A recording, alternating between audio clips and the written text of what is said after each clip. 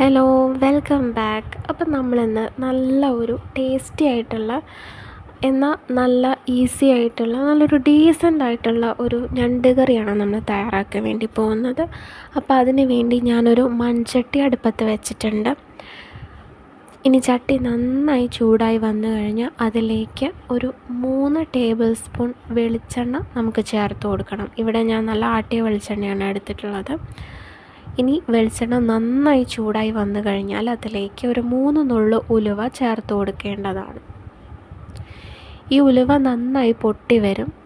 നന്നായി പൊട്ടി വന്നു കഴിഞ്ഞാൽ അതിലേക്ക് 1 ടീസ്പൂൺ ഇഞ്ചി വെളുത്തുള്ളി പേസ്റ്റ് ചേർത്ത് കൊടുത്ത് ഒന്ന് ഇളക്കി യോജിപ്പിക്കണം. ഇനി അത് മൂത്ത് വരുന്നതിന് മുന്നേ തന്നെ അതിലേക്ക് കനം കുറഞ്ഞരിഞ്ഞ് 2 മീഡിയം സൈസ് സവാള ഞാൻ ചേർത്ത് കൊടുക്കുന്നുണ്ട്. നന്നായി മൂത്ത് വരുന്നതിന് മുന്നേ എന്ന് പറഞ്ഞാൽ ഈ ഇഞ്ചി വെളുത്തുള്ളി പേസ്റ്റ് ചേർത്തൊന്ന് അടി പിടിക്കും.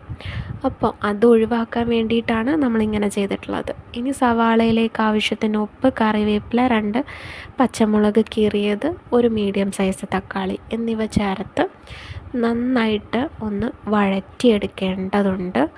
നന്നായിട്ടൊന്ന് വഴണ്ട് വരട്ടെ. അതുവരെ ഇളക്കി തന്നെ വഴറ്റിയെടുക്കണം, അല്ലെങ്കിൽ ചിലപ്പം ചട്ടിക്ക് അടി പിടിക്കാനുള്ള സാധ്യതയുണ്ട്.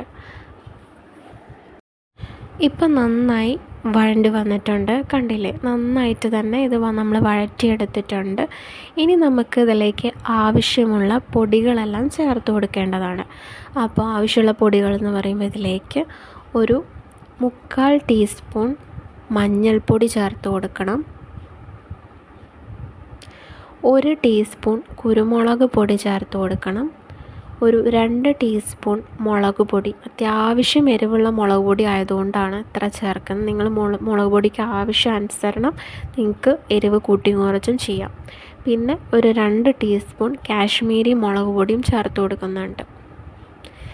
ഇതെല്ലാം കൂടി ചേർത്ത് നമുക്ക് നന്നായിട്ട് ഇതിൻ്റെ പച്ചമണം മാറുന്ന വരെ ഒരു 10 സെക്കൻഡേ എടുക്കുള്ളൂ. പച്ചമണം മാറുന്നത് വരെ നമുക്കൊന്ന് വഴറ്റി കൊടുക്കാം. അതിൻ്റെ സ്മെല്ലൊക്കെ ഒന്ന് പുറത്തേക്ക് വരും. അതാണ് അതിൻ്റെ പരുവം. ഇനി ഈ മസാലയൊക്കെ ഒന്ന് പിടിച്ചു കഴിഞ്ഞാൽ ഇതിലേക്ക് നമുക്ക് കഴുകി വൃത്തിയാക്കി കട്ട് ചെയ്ത് വെച്ചിട്ടുള്ള ഞണ്ട് ചേർത്ത് കൊടുക്കണം. ഞണ്ടെല്ലാം ചേർത്ത് കൊടുത്തു കഴിഞ്ഞാൽ ഇത് നന്നായിട്ടൊന്ന് യോജിപ്പിച്ചെടുക്കണം. നന്നായി യോജിപ്പിച്ചെടുക്കണം ഇത്. കാരണം ഞണ്ട് കറി വയ്ക്കുമ്പോൾ എപ്പോഴും കുറച്ച് നേരത്തെ വെക്കണം, എന്നാലേ നമ്മൾ ചോറ് ഉണ്ണാനാവുമ്പോഴത്തേക്കും ഇത് കറക്റ്റ് പരുവാവുള്ളൂ. ഇത് നന്നായി ഇളക്കി യോജിപ്പിച്ച് ഇതിലേക്ക് ഞാനൊരു 1/4 ഗ്ലാസ് വെള്ളം കൂടി ചേർക്കുന്നുണ്ട്. ഇതും കൂടി ചേർത്തിട്ട് നമ്മൾ നന്നായിട്ടൊന്ന് യോജിപ്പിച്ച് ഈ സമയം ഉപ്പ് ആവശ്യമെങ്കിൽ ഉപ്പ് കൂടി ചേർത്തിട്ട് നന്നായി മിക്സ് ചെയ്തിട്ട് മൂടി വെച്ച് നന്നായി നമ്മൾ ഒരു 10-15 മിനിറ്റോളം ഞാനിത് സ്ലോ ഫയറിലിട്ട് കുക്ക് ചെയ്തെടുത്തിട്ടുണ്ട്. പിന്നെ ഞണ്ട് നന്നാക്കിയിട്ട് അപ്പോൾ തന്നെ കറി വെക്കാൻ വേണ്ടിയിട്ട് ശ്രദ്ധിക്കണം. ഇല്ലെങ്കിൽ ഞണ്ടിനുള്ളിലുള്ള ഫ്ലഷ് എല്ലാം വെള്ളമായിട്ട് പോകാനുള്ള ചാൻസ് ഉണ്ട്. അതുകൊണ്ട് ഞണ്ട് ക്ലീൻ ആക്കി കഴിഞ്ഞാൽ ഉടനെ തന്നെ ഞണ്ട് കറി വെക്കാൻ വേണ്ടി ശ്രദ്ധിക്കണം. ഇപ്പം നമ്മുടെ കറി ഏകദേശം ആയിട്ടുണ്ട്. പക്ഷേ കണ്ടില്ലേ, കുറച്ച് വെള്ളമുണ്ട്. അപ്പോൾ എനിക്ക് ഇത്ര വെള്ളം വേണ്ട. എന്നാൽ നമ്മുടെ കറി ഒട്ടും പറ്റി പോകാനും പാടില്ല. ആ ഒരു പെരണ്ടിരിക്കുന്ന രീതിയിലാണ് എനിക്ക് വേണ്ടത്. എന്നാൽ ചാറ് വേണം താനും. അപ്പോൾ ഈ വെള്ളം ഒന്നും കൂടി നമുക്ക് വറ്റിച്ചെടുക്കണം.